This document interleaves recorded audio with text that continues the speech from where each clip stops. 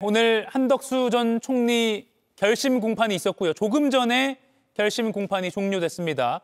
오후 4시 30분쯤 한덕수 전 총리가 피고인으로서 최후 진술을 했고요. 5분 정도 그렇게 길지 않게 최후 진술을 했습니다. 주요 내용을 속보로도 전해드리고 있는데 제가 맡은 소임 전력을 다하는 게 오랜 공직자 생활에 보답하는 길이라고 생각하며 살았다. 그 길 끝에 비상계엄 선포 사태를 만날이라고는 꿈에도 예상하지 못했다. 이렇게 밝혔고요. 또 윤 전 대통령이 비상계엄을 하겠다고 하는 순간 말할 수 없는 엄청난 충격을 받았다. 벼랑 땅 끊어지는 것처럼 그 순간 이후의 기억은 맥락도 없고 분명치도 않다. 이렇게 최후 진술에서 밝혔습니다. 그리고 그날 밤 혼란한 기억이다. 그걸 복귀할수록 제가 부족한 사람이었다는 절망감이 사무칠 따름이다. 이렇게 최후 진술을 했습니다. 그리고 그 괴로움을 죽는 날까지 지고 가야 하는 사람이라고 생각한다라고도 조금 전에 끝난 5분짜리 최후 진술에서 밝혔습니다. 비상계엄을 막지 못했지만 비상계엄에 찬성하거나 도우려 한 일은 결단코 없다. 이렇게 주장했고요. 이것이 오늘 이 역사적인 법정에서 제가 드릴 수 있는 가장 정직한 마지막 고백입니다. 라고 최후 진술을 마무리했습니다. 그리고 재판장과 검사 측에 허리를 굽혀서 인사를 하고 최후 진술을 마무리했다고 합니다. 지금 보고 계시는 장면은 오늘 오전에 결심 공판 오전 장면이고요. 오늘 오후 장면은 검찰의 구형과 선고 일정 확정과 최후 진술 부분은 아직 법원 측에서 언론사에 제공하지 않았습니다. 그리고 오늘 재판부가 밝힌 한덕수 전 총리 1심 선고 날짜는 내년 1월 21일 오후 2시로 조금 전에 결정됐습니다. 내년 1월 21일 오후 2시 한덕수 전 총리의 내란 사건 1심 선고가 있는 날로 정해졌습니다. 그리고 특검은 오늘 재판부에 한 전 총리에 대해서 15년의 징역형을 내려달라고 요청했습니다. 징역 15년을 구형했습니다. 먼저 방금 전에 들어온 이 속보인 최후 진술 내용부터 한번 여야 패널들께 좀 입장을 들어보겠습니다. 이동학 의원부터 좀 들어볼까요? 이 최후 진술 내용 어떻게 들으셨어요? 일단 너무 이게 참 계엄이 있은 이후부터 쭉 거짓말로 일관을 해왔거든요. 그런 차원에서 예를 들면 혼자 막을 도리가 없다고 판단해서 다른 국무위원 모셔서 결정 돌리려 했으나 그 역시 역부족이었다라고 하는 말도 저는 명시적으로 본인 스스로가 그것을 얘기했다라고 들은 사람이 없습니다. 그렇기 때문에 그 과정도 그 본인이 했던 얘기 자체가 깨졌고요. 비상계엄을 막지 못했습니다만 찬성하거나 도우려 한 일은 결단코 없다라고 얘기를 했는데 저는 실제로 본인이 그렇게 주장하기 이전에 당일날 본인이 행동했던 내용들을 다시 돌려보면 아마도 비상계엄이 성공했다면 본인이 거기에 도움을 주지 않았었더라면 본인이 배신자 짝지를 가지고 오히려 처벌 대상이 될 수 있을 걸 두려워한 나머지 저는 적극적으로 도왔다라고 이제 생각을 하거든요. 예. 오히려 재판부에서 저는 그러한 판단, 지금까지 해왔던 여러 가지 거짓말로 일관돼 왔던 그런 모습들을 오히려 괘씸죄로 판단해서 나중에 구형은 검찰 특검에서 했던 구형보다 훨씬 더 많이 나오지 않을까 예측해 봅니다. 예, 김은영 의원 어떻게 들으셨어요? 한덕수 총리 같은 경우는 일단 충분히 양형에 유리하기 위한 저는 최후 변론이었다고 생각을 합니다. 예. 지금 한덕수 총리 같은 경우는 계엄에 사전에 공모했냐와 여부와 그리고 위증죄 여부를 지금 다투고 있는 크게 두 가지 죄를 다투고 있는 상황인데 지금 현재로 봤었을 때는 사전에 공모하지는 않았다는 주장을 계속 거듭해서 강조하고 있습니다.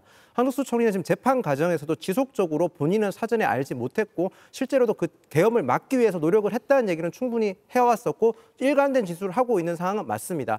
하지만 계엄 문구를 사전에 알지 못했다고 얘기했었지만 지금은 그걸 CCTV가 드러남으로써 본인이 받았다는 사실 어느 정도 위증이 한 것이 드러났지 않습니까? 그런데 위증죄 같은 경우는 객관적 사실도 중요하지만 주관적인 인지 여부도 굉장히 중요하기 때문에 본인은 멘붕이었다. 실제로는 알지 못했다는 진술을 반복함으로써 자신이 객관적 사실은 충분히 증거가 있지만 주관적 인식에서만큼은 본인이 알 수 없었고 기억이 나지 않는 걸 강조함으로써 어느 정도 조각을 하기 위한 시도였다고 보입니다. 아마 양형에서 조금 더 유리한 판결을 받기 위한 그런 모습이었다고 저는 보입니다. 예, 조금 전에 한덕수 전 총리가 법정에서 최후 진술을 끝냈습니다. 5분짜리 진술이었고요.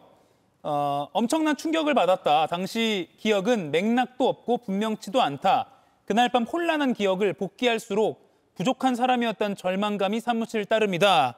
라고 언급을 했습니다. 신영 의원님, 이 부분 계속 지난 공판 때도 그렇고 기억이 나지 않는다, 멘붕이었다 이렇게 주장하고 있거든요. 그렇죠.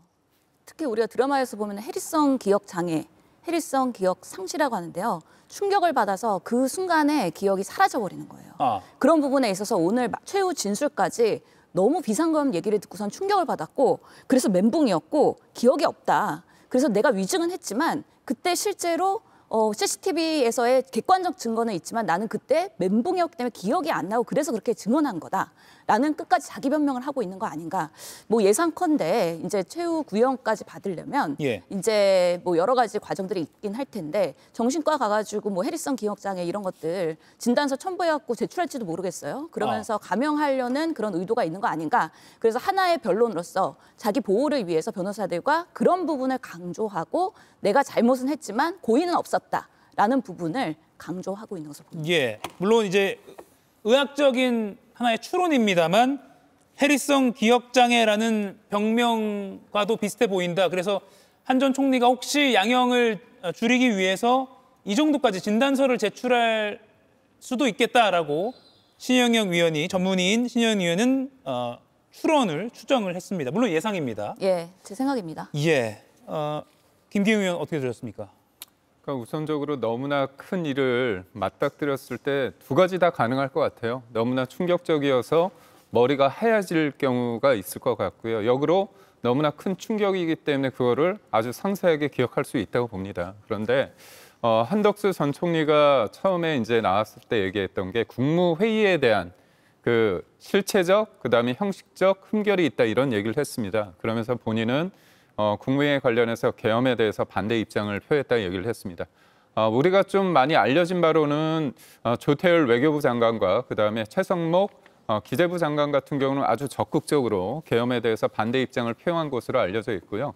그거에 비해서 한덕수 전 총리는 얼마나 적극적이었는지 부분에 대해서는 좀 논란이 있는 것 같습니다. 근데 이 부분에 있어서 가장 기본이 돼야 되는 게 저는 이게 윤석열 전 대통령에 대한 어떤 1심이 좀 먼저 나와야지만 그 이후에 왜냐? 계엄이 곧 내란이냐에 대한 어떤 1차적 어떤 법원의 판단이 나온 뒤에야 내란 다음에 지금 붙는 것들이 일종의 저는 파생 상품이라고 보는데요. 내란 공모가 있고 내란 동조가 있고 내란 방조가 있고 내란 선동이 있지 않습니까? 지금 제가 한덕수 전 총리 같은 경우는 내란 우두머리 방조입니다. 방조기 때문에 그렇다면 계엄이 곧 내란인지 여부에 대한 그 형량에 따라서 그 이후에 이거에 대해서 적극적으로 반대를 했는지 아니면 묵인을 하고 아니면 가담을 하거나 모의를 하거나 적극적인 행위가 있었는지 아니면 소극적인 반대했는지 그런 부분까지 좀 나아가지 않을까 싶습니다. 예, 이가혁 라이브를 시청해 주셔서 고맙습니다. 이가혁 라이브는 평일 오후 5시 TV와 유튜브로 실시간으로도 함께 하실 수 있습니다.